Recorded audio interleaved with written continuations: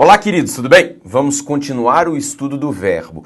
No bloco anterior, eu apresentei a vocês alguns conceitos gerais. Nós precisamos ainda conhecer alguns outros conceitos antes de entrar no tópico que realmente nos interessa para a matéria.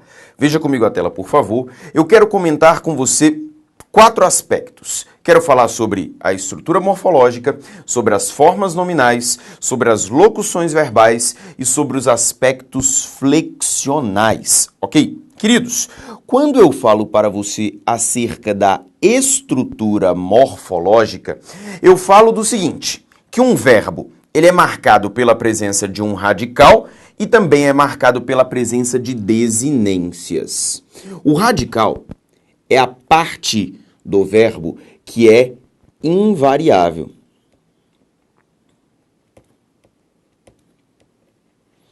Ao passo que as desinências é a parte do verbo que é variável. Perfeito? Isso considerando, claro, o conceito geral de verbo. Variável. Ok? Isso considerando, claro, o conceito geral de verbo. Isso vale, obviamente, para verbos que são regulares. Ok? Como é que isso funciona, professor? Vem aqui comigo. Se eu pego um verbo como o verbo cantar. Vamos pegar lá no presente do indicativo, só para começar. Eu pego a primeira pessoa do singular e a primeira pessoa do plural. Eu tenho para a primeira pessoa do singular o verbo canto. Eu canto. Eu tenho para a primeira pessoa do plural o verbo cantamos. Nós cantamos, ok? O que nós temos aqui? Existe uma parte que é invariável, que é a parte cante. A parte cante. Essa parte, ela é invariável, e isso para todo o paradigma de conjugação do verbo cantar. Eu canto, tu cantas, ele canta. Nós cantamos, vós cantais, eles cantam. Ele é regular. Então, o que acontece? O radical é essa parte que não varia. E, aliás, é o radical que indica a semântica do verbo. É o radical que carrega a natureza, a essência do verbo. Agora, se você percebeu, existe uma parte que está variando. A parte que está variando é o o, a parte que está variando é o mos, ok? Essa parte que varia é chamada, na língua portuguesa, de desinência. Essa parte que varia é chamada de desinência, ok? E essa desinência, ela vai valer, inclusive, para outros verbos que tenham outras estruturas. Por exemplo, vamos pegar um verbo como comer. Vamos agora fazer uma comparação com o verbo comer, também no presente do indicativo. Vamos pegar a primeira pessoa do singular e a primeira pessoa do plural. Na primeira pessoa do singular, eu corro. Na primeira pessoa do plural, nós é o verbo comer que eu coloquei, né? Eu como. E aqui nós comemos. Perfeito? Veja para mim, portanto, que olha o que aconteceu. Existe uma parte invariável no verbo, que é o com.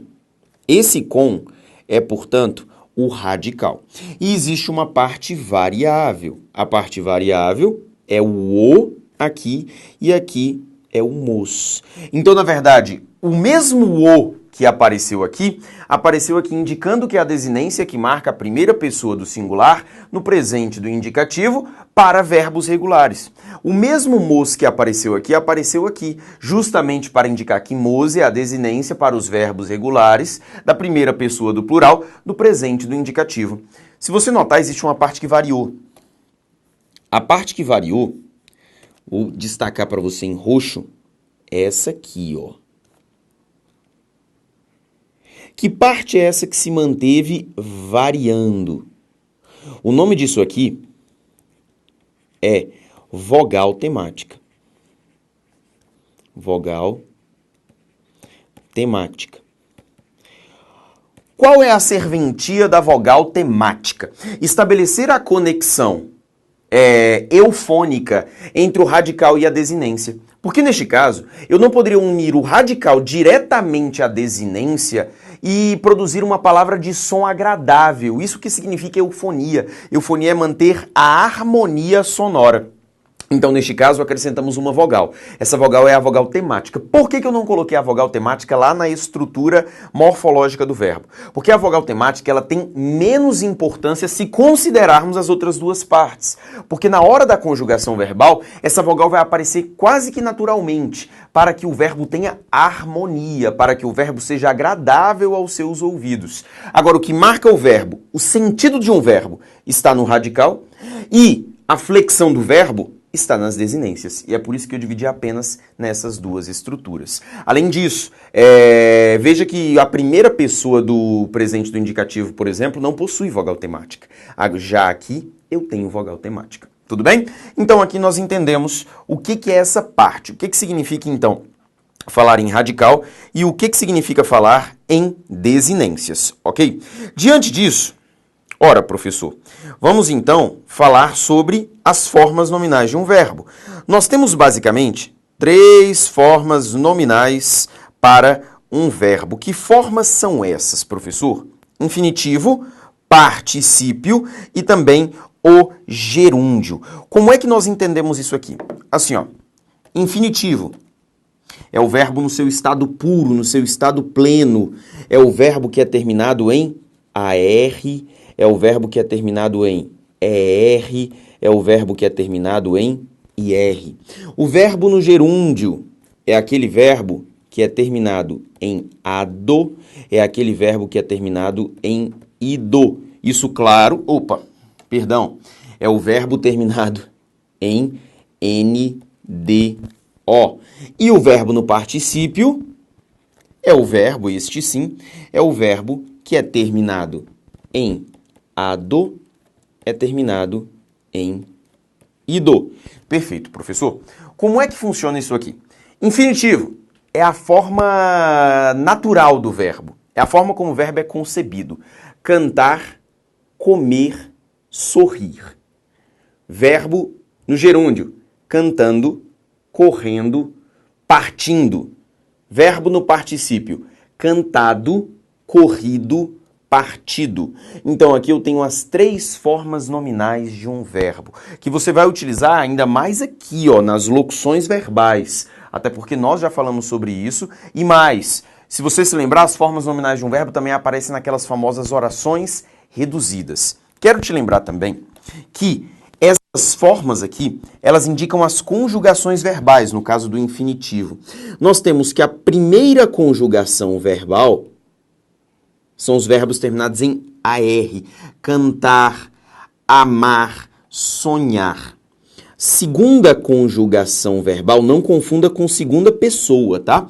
Segunda conjugação verbal são os verbos terminados em ER, que é o caso do verbo correr, é o caso do verbo comer, é o caso do verbo exercer. E terceira conjugação são os verbos terminados em IR, que é o caso do verbo sorrir, partir, colorir. Observação importantíssima. O verbo por é o verbo da língua portuguesa que não é terminado nem AR, nem ER, nem IR. Perfeito? Professor, qual é a conjugação do verbo por? Segundo a gramática da língua portuguesa, ele pertence à segunda conjugação. Mas por que, professor, que ele é segunda conjugação? Ele é segunda conjugação porque no português arcaico não havia a forma verbal por, e sim a forma verbal poer. Então, em função dessa forma arcaica, antiga, Em função dessa forma verbal antiga, manteve-se a segunda conjugação para o verbo por. E isso vale também para verbos derivados do verbo por, como compor, depor, interpor. Ok? Então ali nós temos as formas nominais de um verbo, infinitivo, particípio e gerúndio. Vamos agora falar sobre a locução verbal. O que nós temos na locução verbal? Nós temos um verbo auxiliar e nós temos um verbo que nós chamamos de principal. Meus queridos, qual que é a diferença entre eles? O verbo auxiliar numa locução verbal, ele tem a responsabilidade de carregar a concordância verbal. Concordância verbal. Ao passo que o verbo principal tem a responsabilidade de carregar o significado da locução. Sobre isso, nós já falamos no nosso curso. Sobre isso, nós falamos quando, professor? Nós falamos quando eu te apresentei os conhecimentos sobre verbos impessoais. Sobre isso, falamos quando eu apresentei a você as vozes verbais, porque eu falei com você sobre voz passiva analítica, ok? Seriam essas as minhas locuções verbais. Delas, duas são muito importantes para você. Duas locuções verbais têm importância especial para provas de concurso público. A primeira delas, disparada mais importante, voz passiva analítica, que já foi por nós estudada, ok? E também a locução verbal de tempo composto. Tempo composto, que ainda será por nós estudada. Essas duas locuções verbais, elas ganham importância especial no estudo para concursos públicos. Ok? Essas duas ganham importância especial. Também estudamos locuções verbais quando falamos sobre colocação pronominal. Colocação pronominal. Ok? Quando falamos sobre colocação pronominal, este assunto também veio à baila, este assunto também veio à tona. Ok? Vamos apresentar então o conceito do que é um verbo regular. Verbo regular, meus queridos, é um verbo de conjugação previsível. Conjugação previsível. Já um verbo irregular é um verbo de conjugação imprevisível. Imprevisível. Ok? É um verbo de conjugação imprevisível, você não consegue prever. E sabe por que você não consegue prever a conjugação de um verbo irregular? Porque há alterações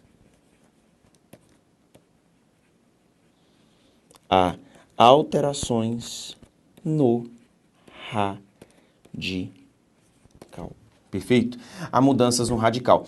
Exemplo, na nossa língua portuguesa, nós temos verbos como o verbo ser. Pensando no verbo ser lá no presente do indicativo, nós temos a seguinte estrutura: eu sou, tu és, ele é. Nós somos, vós sois, eles são. Veja que o verbo ele foi completamente alterado em relação à sua forma original. Eu sou, tu és, ele é. Nós somos, vós sois, eles são. Quando eu vou para o pretérito perfeito, eu fui. Quando eu vou para o pretérito perfeito, eu fui. Quando eu vou para o pretérito imperfeito, eu era. Veja que há uma variação significativa em relação ao verbo original. E é por isso que esse verbo ele é considerado irregular, conjugação imprevisível. Veja que o radical ele não é preservado. O que vai acontecer? Quando nós chegarmos à parte de conjugação verbal, você vai ver que para a conjugação de verbos regulares, nós temos uma linha de composição. Já no caso dos verbos irregulares, não há outra opção. É a memorização dos verbos. Você deve decorar algumas estruturas de alguns verbos que são mais importantes para provas de concurso público, ok? Veja comigo a tela então novamente, porque falamos aqui sobre o que é um verbo regular e o que é um verbo irregular. Nós temos também o conceito do que é um verbo defectivo. O que é um verbo defectivo na língua portuguesa? É um verbo que não possui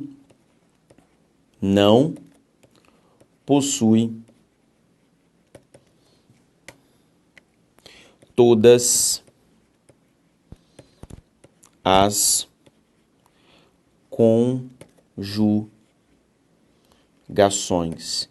Ele não consegue ser conjugado em todas as pessoas do discurso, ok? Vou te dar exemplos. Um verbo como o verbo florir.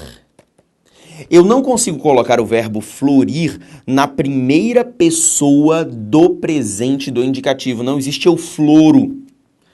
Também não existe para o verbo colorir. É impossível, por exemplo, colocar eu coloro. Nós não temos também para o verbo falir. Não existe eu falo, ok? Eu falo do verbo falar, agora do verbo falir, não. Não existe para o verbo abolir,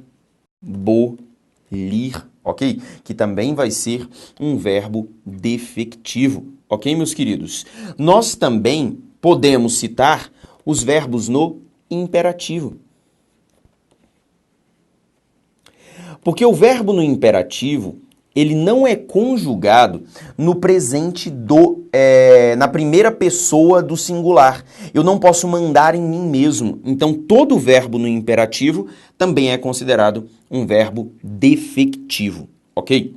Verbos abundantes. O que é um verbo abundante? É um verbo que possui mais de uma forma para um mesmo verbo. Um mesmo verbo.